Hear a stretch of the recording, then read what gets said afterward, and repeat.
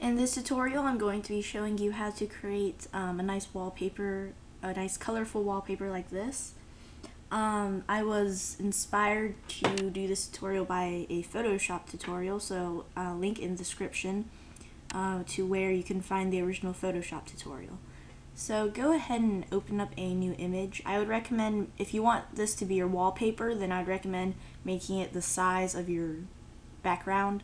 But since this is just a tutorial, I'm going to go with the default image size, so not very big. And what you need to do is grab this grayish color, and the HTML notation is 292929, so 29 3 times. And then just grab your bucket fill tool, which is that bucket with the paint in it, and then just click once to fill that in. And next what you want to do is create a new layer, which you can do by going to Layer, New Layer, pressing Shift Control N, or just by pressing this little page icon in the bottom of your Layers dialog. And in case you don't have this Layers window, go to Windows, Dockable Dialogs, and then Layers, which is the third one down. And then grab your Gradient tool, or your Blend tool, and I'm going to go with the Gradient Full Saturation Spectrum, and just drag across like this. And if you want, you can play around with the colors and do different stuff. You don't necessarily have to do, necessarily have to use your gradient tool. You can get your paintbrush and just paint several colors across, or whatever you want, really. But in this case, I'm just gonna go with this gradient since it's gives a nice effect, and I guess, you know. And I'm going to lower the opacity to around 30. And to lower the opacity, I'm just using the opacity bar, which is in your layers dialog, right here under the layers mode. Next, what you want to do is create another new layer. And grab your ellipse select tool, which is the second tool in your toolbox, which is this kind of oval shape. And down in your, this little tool options box, make sure your mode is on add to current selection, so just click the second icon. And then make sure you check fixed aspect ratio, and make sure the aspect ratio is on 1:1. This gives you a perfect circle. And what you want to do is just on this layer, just click and drag multiple times so we can get some nice bubbles. And then get your bucket fill tool again. Again, that's the icon with the buckets. And then make sure your foreground color is on white, and just click once to fill in that selection, and then go to Select, None. Now go to Filters, Blur, Gaussian Blur, and for blur radius, I'm going to put this up to about 23, and then select OK. Now, depending on the size of your image, that might change. The bigger the size of your image, then the more you're going to have to blur. And then go to your layers dialog, and under mode, click that drop down menu and select overlay. And then make another new layer and do the same thing with your ellipse select tool. And again, fill that in with white using your paint bucket tool. And then go to Select, None, and go to Filters, Blur, Gaussian Blur, except this time for the blur radius, I'm going to put in about 15. And again, the bigger the image, then the more you're going to have to blur, but you can adjust that accordingly. And then set your layer mode to overlay again.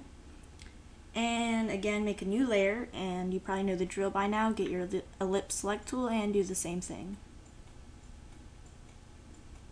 And again, fill that in with white using your bucket fill tool, and then go to Select, None. Now go to Filters, Blur, Gaussian Blur, and for the blur radius, let's put in about 3. And then select OK. Now set this layer mode onto overlay again. And it looks kind of bland right now, so make another new layer and get your paintbrush tool. Make sure you have the Sparks brush, which is one of the default brushes, so you don't have to download anything. Set the scale down a little. Again, depending on the size of your image, this might need to be bigger or smaller. I have it on 0.4. That just makes the brush a little smaller.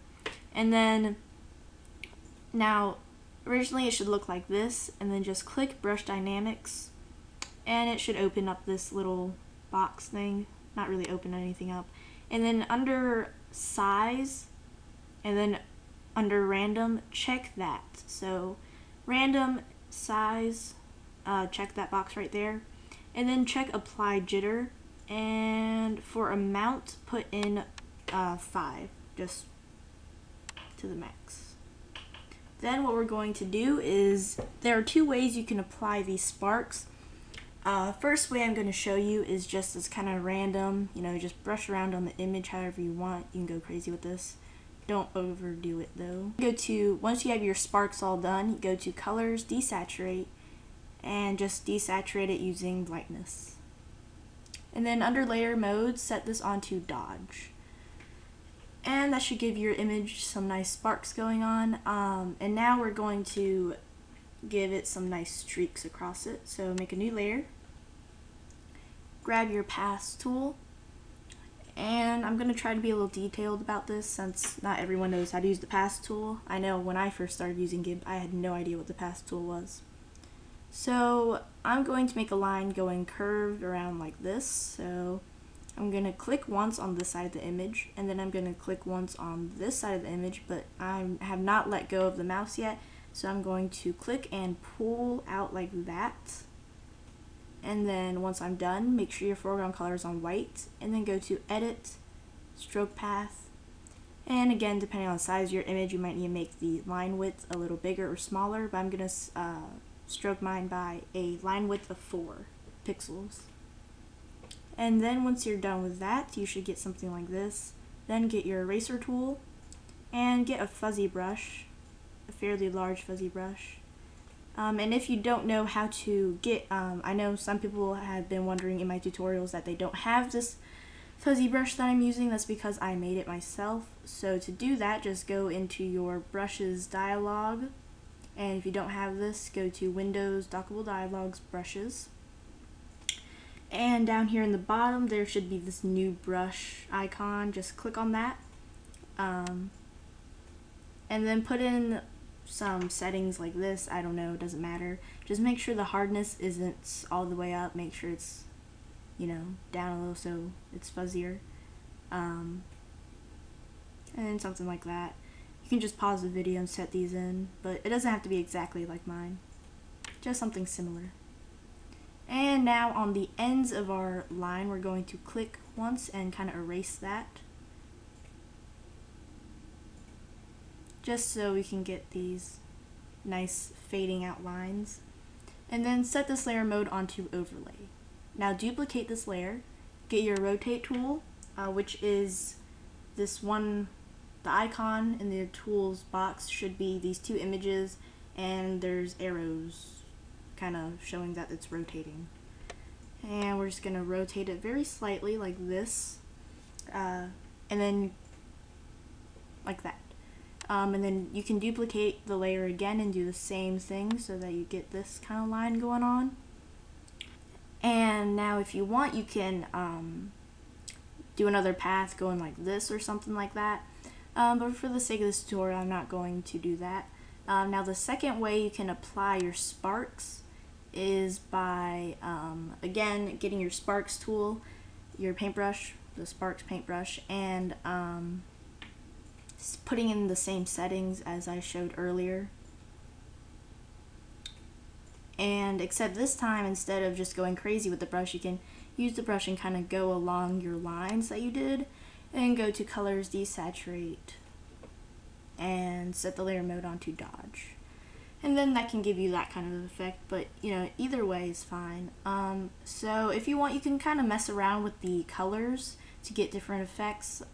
So yeah, hope this was a good tutorial. I apologize for not having a GIMP tutorial this week, which is why I'm making this. And again, if you'd like to submit tutorials that I can upload onto my channel, click the link in the description, or I'll put a little annotation on the screen.